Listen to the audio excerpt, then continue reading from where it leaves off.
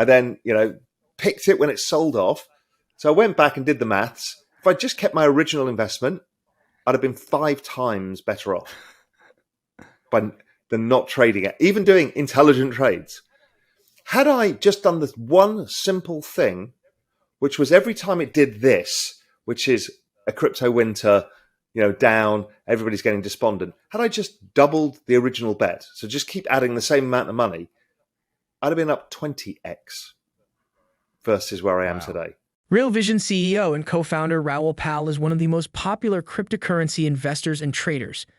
The macro guru primarily invests in Ether and has 1 or 2 Bitcoin. Though he is now a staunch supporter of the second largest cryptocurrency by market cap, he started his cryptocurrency journey with Bitcoin. In 2013, when Bitcoin was only $200 per coin, Pal bought his first Bitcoin, made 5 times his initial investment in 3 months, and witnessed an 85% drawdown before selling after another bull run in 2017. In a recent interview, Raoul Pal speaks at length about his journey into, out of, and back again into Bitcoin. Most importantly, he shares his regrets about selling too soon when his initial strategy was to buy and hold the cryptocurrency in the long term. Pal uses his experience with Bitcoin to explain the importance of holding on for dear life regardless of market conditions. Those market conditions have not been very encouraging in 2022. As of press time, Bitcoin is trading below $22,000 and has lost more than 54% of its price year to date. After the merge rally, Ether, the native token of the Ethereum blockchain and the second largest cryptocurrency by market cap, is trading at $1,714, a 47.67% decrease year to date. Other altcoins, including Cardano, Dogecoin, Solana, XRP, and Shiba Inu, have also lost 70 to over 80% in the past year. But such drawdowns are not new to the space, and investors who run instead of accumulating during such lows may never get the opportunity again. In his interview, Raoul Pal discusses all these and offers a golden investment piece of advice for all investors. Please watch, like, and share this video as we bring you this important clip from the macro guru and investment strategist. Also, ensure you drop your comments and observations in the comments section and subscribe to the channel. Everything helps with the YouTube algorithm, so we can continue to bring you these videos. Thanks and enjoy the video. So I'm going to give you the story of how I got into Bitcoin and the mistakes and things I thought I did right that I did wrong. So I bought Bitcoin first time in 2013 at $200. It went up 5x in 3 months. I'm clearly the best trader that has ever lived. And George Soros is going to have to stand aside, hire me at Soros Fund Management because I'm going to run the business now because I'm so good. It then falls, but my thesis was 5 years plus, right? So I had a long-term time horizon, and time horizon matters. So it then fell 85%. And I'm like, oh, well. And I had a long-term thesis. So I said, well, I need to allow it to play out. I knew how much money I'd risked. I took it like an option, i.e. I could lose the money and it wouldn't matter to me. But if this worked out, my thesis was Bitcoin can go to $1 million in 10 years plus. It went down 85%. I kind of ignored it because I'd written the money off in my head. And then by 2017, it was at $2,200. So I was now up 11 times my money. I was like, wow. And I'd suffered an 85% drawdown and I was still up. I'm like, wow. And then there was a lot going on in the space. And I was worried that they were going to fork Bitcoin into these various different chains. There was a lot going on. It's called forking wars at the time. And I lost faith. I was like, I don't understand this and I should get out. And I kind of stand by that, but I probably didn't understand enough. So I got out. It went up to 20,000. So it would have gone up another 10x from where I sold it. But I was happy. I made 11 times my money. It's been a great bet. It then went to 20,000. It then went all the way back down, 85% again, or whatever it went down. And I kept it on the radar screen. And then eventually in 2020, because I still believed in it, and I saw that this forking stuff that got me worried was a false dawn, but now the prices were lower. It's like, great. So then March 2020 comes along, my kind of technical signals and all the things I look at, the kind of worlds align for getting back into Bitcoin.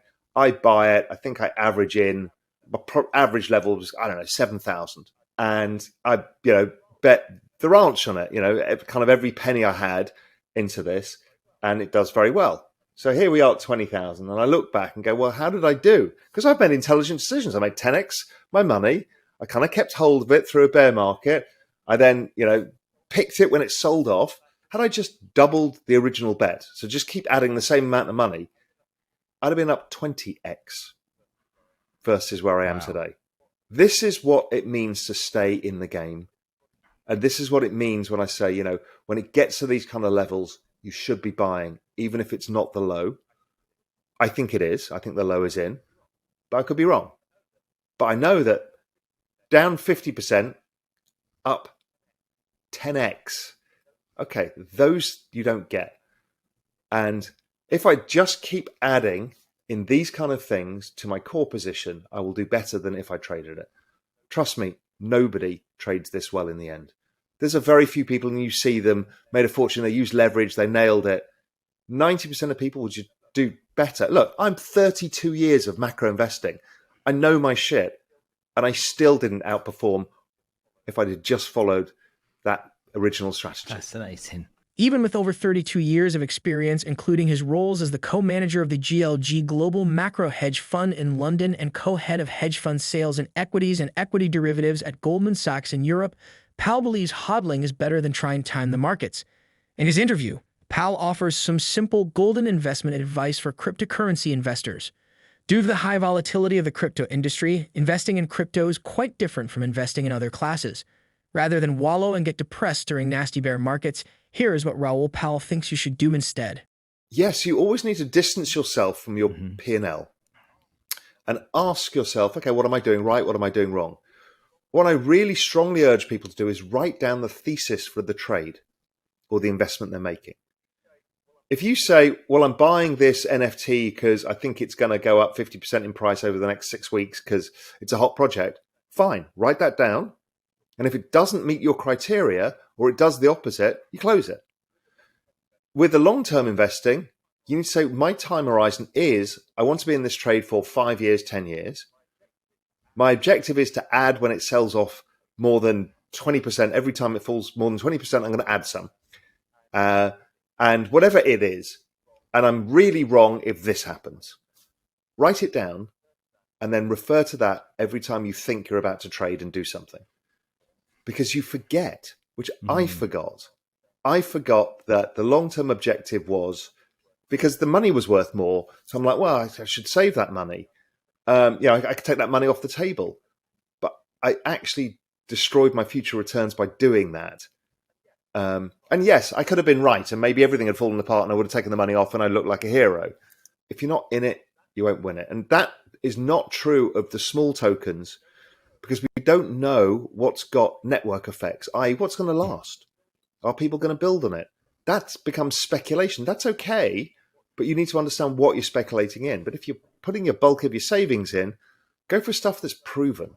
So right now, Bitcoin and Ethereum are the most proven.